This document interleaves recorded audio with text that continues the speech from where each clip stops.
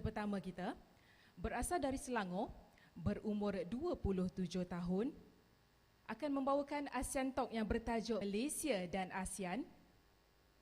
Seorang jurutera projek, mempunyai hobi mengembara dan membaca. Untuk itu dipersilakan saudara Muhammad Khaizir Farhan Abidin.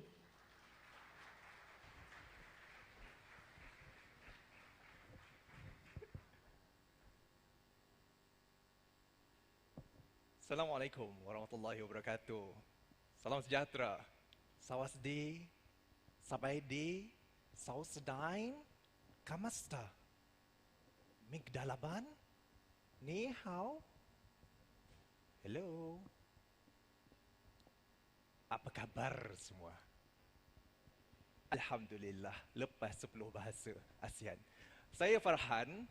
Saya akan menyampaikan tajuk Malaysia dan ASEAN. Sebentar tadi saya telah menyampaikan selamat pagi, sebuah kata-kata aluan dalam 10 bahasa ASEAN. Tetapi hari ini saya akan bercerita dan berkongsi bersama anda tentang Malaysia dan ASEAN. Pada Januari yang lepas, gambar saya, maaf, selfie sedikit. Januari 2015, saya pergi ke Parlimen untuk sidang Parlimen Belia. Saya membawakan usul Dewan Perhimpunan Belia ASEAN. Sebab apa? Kerana saya percaya ada mesej penting perlu disampaikan kepada semua yang ada di sini. Dan juga di serata Malaysia. Sebab apa?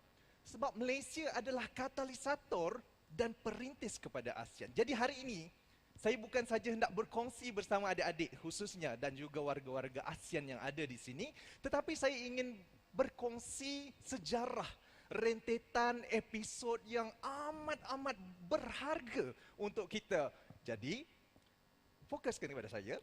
Jom kita mula. 1959, sedikit jauh ke belakang. Siapa kenal dua orang ini? Ini adalah John F. Kennedy dan Nikita Khrushchev. Apa kena-mengena dengan ASEAN, bukan? Tetapi ini adalah bibit penting daripada Perang Dingin 1954. Ketika itu ada krisis Cuban Missile. Ya. Jadi, kenapa perkara ini membawa kita ke arah ASEAN? Apabila melihatkan kepada keadaan semasa, Tunku Abdul Rahman, bapa kemerdekaan kita, melihatkan bahawa berdiri seorang diri secara Malaysia sahaja tidak akan membawa kita ke mana-mana. Kita perlu berpegang juga kepada sebuah kekuatan, komuniti baru untuk kita sama-sama bersaing supaya kita tidak ditarik oleh kuasa Soviet, tidak ditarik dan dipermainkan pula oleh kuasa Barat. Jadi dengan inisiatif pertama, asas kepada ASEAN dimulakan oleh tidak lain tidak bukan mantan Perdana Menteri kita, bapa kemerdekaan kita, berjumpa dengan Presiden Filipina ketika itu, Presiden Carlos, yang juga merupakan seorang yang terbuka untuk berbincang bagi mengemudi satu perjanjian yang dinamakan Perjanjian Persahabatan dan Ekonomi Asia Tenggara. Dalam bahasa Inggerisnya, Southeast Asia Friendship and Economy Treaty, CFET. Namun, tidak mudah. Perjalanan untuk menghidupkan ASEAN ini bukannya sekelip mata. Perlu berlaku liku-liku perjuangan. Jadi dalam CFET ini ada kegagalan sedikit. Disebabkan apa? Filipina telah pun terikat dengan ikatan perjanjian Seato bersama Amerika setelah bebas dari penjajahan Sepanyol. Manakala Malaysia pula terikat dengan perjanjian AMDA apabila kita berjaya mendapatkan kemerdekaan daripada British. Justru CFET ini sedikit terkendala. Jadi, apa yang kita cuba teruskan selepas itu? Tunku Abdul Rahman tidak mengalah. Dia percaya bahawa Asia Tenggara ini ada potensi yang cukup besar supaya kita tidak diperolakkan, tidak dimainkan oleh kuasa-kuasa besar. Jadi muncul pula dengan ASA. Sebelum ASA ini muncul, apa itu ASA? Association of Southeast Asian. Tetapi ada S di belakangnya sebelum dia bertukar menjadi ASA, iaitu Association Southeast Asian States. Gabungan bersama Filipina sekali lagi dan juga Thailand. Namun, seperti saya katakan tadi, liku-liku perjuangan bukannya mudah untuk menghidupkan ASEAN. Malaysia sekali lagi terpaksa, ketika itu bukan Malaysia tetapi Tanah Melayu. Kerana kita belum membentuk lagi. 1961, Malaysia tidak terbentuk lagi. Tetapi kita bersama-sama dengan Filipina dan Thailand untuk menghidupkan satu blok baru, dinamakan ASA. Tetapi pada tahun 1961, tahu atau tidak, idea Malaysia sudah pun dimunculkan oleh Tunku Abdul Rahman. Jadi Filipina rasakan bahawa, oh, Sabah itu milik mereka. Apabila Tunku Abdul Rahman kata Sabah, Sarawak, Singapura dan Tanah Melayu akan bergabung menjadi Malaysia, jadi Filipina rasakan tidak puas hati. Ada bibit-bibit konflik di situ. Justru ASA ini gagal kerana Filipina tidak bersetuju dengan tuntutan Sabah untuk dimasukkan ke dalam Malaysia. Jadi, adakah ia gagal? Saya katakan tidak gagal, cuma tergendala sebelum menjadi ASEAN. Selepas itu, kita ada pula Mafilindo. Mafilindo ini adalah idea, gagasan daripada Presiden Macapagal, Filipina, untuk cuba lagi bergabung sebagai satu bentuk komuniti baru, tetapi berdasarkan kepada satu bangsa, yakni bangsa Melayu. Jadi Tunku Abdul Rahman, ada Presiden Soekarno untuk bergabung, Indonesia, Malaysia dan juga Filipina. Namun, ini berlaku pada Ogos 1963. Sebulan selepas itu apa berlaku? Terbentuknya negara Malaysia. Jadi apabila terbentuk negara Malaysia, umum tahu bahawa Perdana Menteri kita dan juga Presiden Soekarno ada konflik yang dinamakan konfrontasi yang akhirnya memunculkan satu terma Genyang Malaysia. Namun itu juga adalah menjadi titik noktah kepada Mafilindo. Alhamdulillah, ia bukanlah satu bentuk bala, tetapi satu bentuk rahmat kepada kita. Sebab apa? Malaysia ketika itu sudah mempunyai kaum bangsa Cina dan juga bangsa India. Jadi gabungan berdasarkan satu bangsa ini bukan satu idea yang bagus. Jadi kita perlu merayakan dan meraihkan kepelbagaian dan perbezaan. Jadi 1959 sebentar tadi sifat tergendala. ASA tergendala lagi. Dan ketiganya 1963 Mafilindo tergendala sekali lagi. Namun Malaysia dan ASEAN ada sejarah yang cukup penting. Kita kena tahu macam mana pemimpin kita tidak pernah mengalah. Inilah kedua-dua pemimpin yang saya katakan sebagai arkitek kepada ASEAN. Tunku Abdul Rahman dan juga Tun Abdul Razak. Tun Abdul Razak adalah salah seorang bapa pengasas ASEAN. Pada 8 Ogos 1967 menjadi saksi. Tun Abdul Razak, Adam Malik, Tanak daripada Thailand, Romos daripada Filipina dan juga S. Rajaratnam daripada Singapura bersatu di Bangkok untuk menandatangani sebuah deklarasi yang menjadi satu kata, iaitu ASEAN.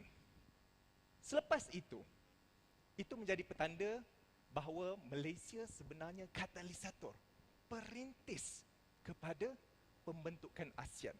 Tidak cukup dengan itu, kita bangkit dengan satu pertubuhan ataupun satu idea, gagasan yang dinamakan Zopfan. Zopfan ini saya akan ulas sedikit panjang. Sebab apa?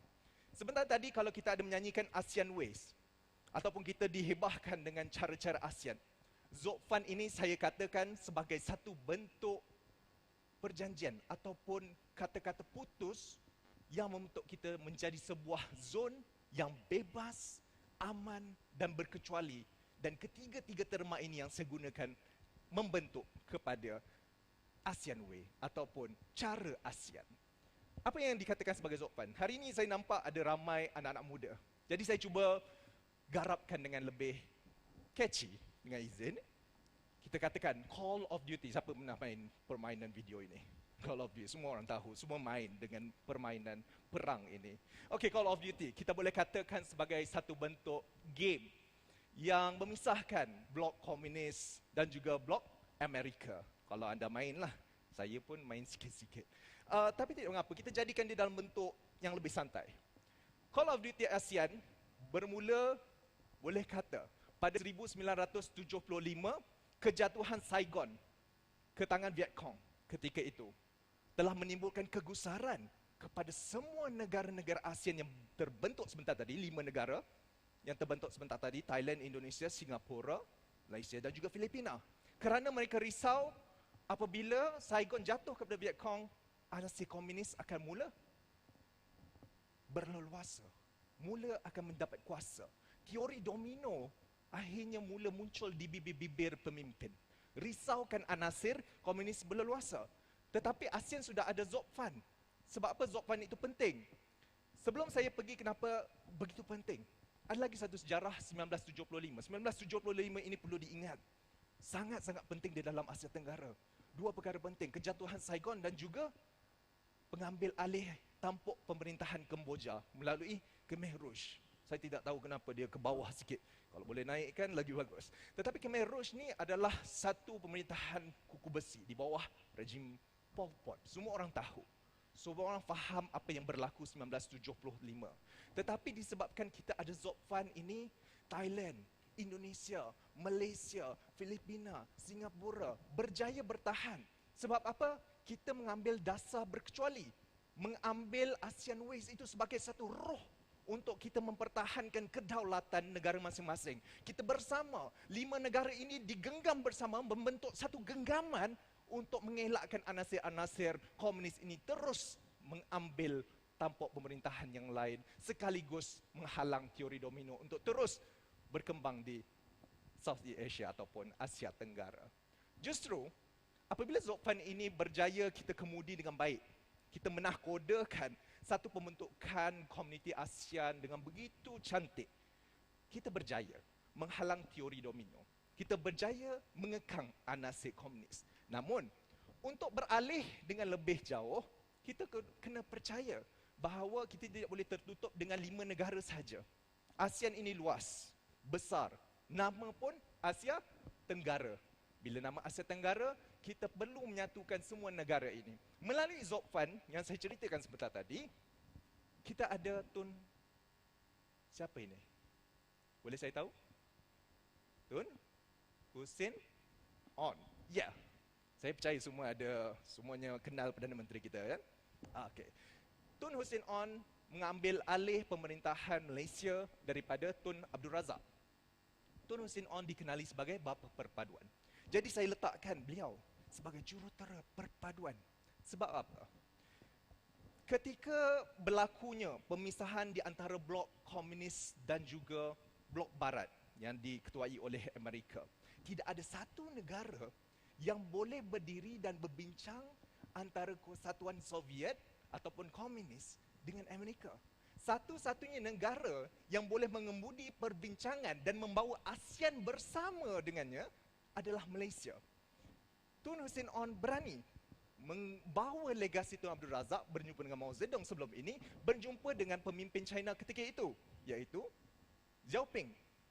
Jadi, ketika ini akhirnya membentuk satu ikatan ukhuwah baru di mana komunis negara China boleh berbaik dengan kita walaupun kita ada sejarah hitam dengannya. Dan akhirnya hari ini China adalah sebuah negara yang menjadi penyumbang kepada import ekspor negara kita dan ASEAN khususnya. Begitu hebat sekali cara-cara pemimpin kita sebelum ini mengemudi ASEAN dan Malaysia. Jadi seterusnya, setelah kita melihat pelbagai sejarah Malaysia dan ASEAN, diganti pula dengan Tun Abdullah Badawi sebagai Menteri Luar ketika itu. Kita ada Southeast Asia Nuclear Weapon Free Zone. Ini juga adalah ilham daripada Malaysia lagi sekali. Sebab itu saya katakan, antara Malaysia dan ASEAN ini begitu dekat. Dengan terhasilnya satu perjanjian ini, Asia Tenggara telah pun bebas daripada penggunaan senjata nuklear. Penggunaan senjata nuklear bebas di Asia Tenggara. Kita belajar daripada Hiroshima, kita belajar daripada Nagasaki.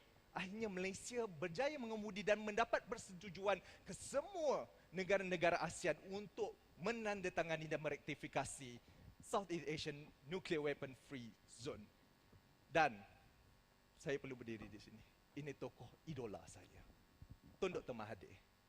Tun Dr. Mahathir adalah bapa pemodenan kita. Dia tidak ingin melihat Malaysia moden seorang diri. Dia ingin membawa rakan-rakan bersama. Ketika itu, kita sudah pun menerima masuk Vietnam. Kita sudah pun menerima masuk Myanmar dan Laos. Dan kita sudah pun menerima masuk Brunei ketika itu. Dan Tun Dr. Mahathir telah pun merangka dasar pandang ke timur. Dasar Penang Timur inilah yang menjadi punca kepada EAEC ataupun Persidangan Ekonomi Asia Timur ketika itu yang menyatukan negara China yang saya katakan sebentar tadi, Korea dan Jepun. Dan akhirnya terbentuk ASEAN tambah 3 ataupun ASEAN plus 3 yang menyebabkan negara-negara jiran kita, negara-negara anggota ASEAN mendapat faedah bersama hasil daripada usaha Tun Dr. Mahathir. Moden bersama, kepelbagaian diraihkan. Itulah puncanya Malaysia dan ASEAN begitu rapat. Dan kita ada AFTA, perdagangan bebas di antara negara-negara ASEAN. Ini semua adalah ilham, tidak lain dan tidak bukan, Perdana Menteri kita. Bangga atau tidak, saya tanya. Bangga atau tidak? Bangga bukan? Dan akhirnya, 2015, kita mewarisi tampuk pengerusi ASEAN 2015. Namun, perlu diingatkan, pengerusi ASEAN 2015 bukan calang-calang tugas. Datuk Seri Najib Tun Abdul Razak memikul tugas yang begitu hebat dengan terpaksa menyelesaikan peta menuju komuniti ASEAN 2015.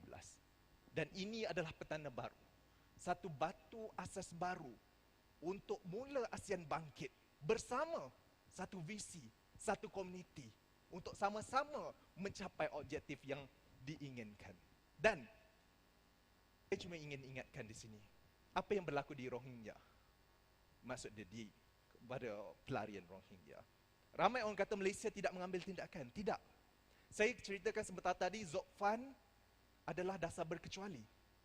Disebabkan dasar berkecuali ini, Malaysia mengambil pendirian bahawa kita tidak akan masuk campur terhadap apa yang berlaku di Myanmar. Tetapi Alhamdulillah, walaupun dasar berkecuali diambil, kita tetap ada lagi sifat keperimanusiaan. Semalam, Datuk Seri Najib Tun Abdul Razak mengumumkan untuk menyediakan keperluan asas sebanyak 7,000 pelarian Rohingya akan diselamatkan oleh Malaysia. Syabas Datuk Seri Najib Tun Abdul Razak. Itu tandanya kita bukan saja berpegang pada janji, kita berpegang pada kemanusiaan sifat kita, rendah diri. Jadi akhirnya, Malaysia dan ASEAN adalah umpama adik-beradik. Bersama, kita naik bersama, kita mengalami masalah bersama, kita selesaikan perbezaan bersama. Sebab itu, Malaysia dan ASEAN jangan kita lupakan. Sebab itu seawal tadi saya usulkan di Dewan Parlimen Belia, saya katakan ASEAN amat penting bagi Malaysia kerana ini adalah produk kita bersama. Anda semua akan menjadi warga ASEAN. Jadi ketahuilah peranan anda. Kita bukannya kesatuan Eropah. Kita bukannya kesatuan Eropah yang selalu rakyat kita hendak jadi. Tidak percaya? Ini nombor plate di Malaysia. Ada yang letak plekat ini di kereta. Jangan kita banggakan dengan kesatuan Eropah. Kita ada blok kita sendiri. Kita ada ASEAN kita. Kita ada cara kita. Jangan kita tiru blok barat. Kita ikut cara kita, berpegang pada jati diri sendiri. 10 negara akhirnya akan bersama supaya satu hari nanti kita bangga Malaysia sebagai ASEAN, bukannya Eropah celup. Itu sahaja daripada saya. Saya harap di akhir kata semua mengerti bahawa Malaysia dan ASEAN adalah satu bentuk hubungan yang tidak pernah terlepas dan terlerai. Kepelbagaian kita raihkan, kita maju bersama 10 negara dan satu negara pemerhati Timur Leste sekarang ini. Saya harap semua yang ada di sini bersama kita kuatkan semangat dan azam. Kita lupakan dahulu sebarang perbezaan. Kita satukan persaudaraan supaya Malaysia dan ASEAN terus maju. Bermula 2015, komuniti baru dan kita habiskan perjalanan kita dengan kemajuan yang terbaik di dunia. Itu saja daripada saya. Terima kasih. Wassalamualaikum warahmatullahi wabarakatuh.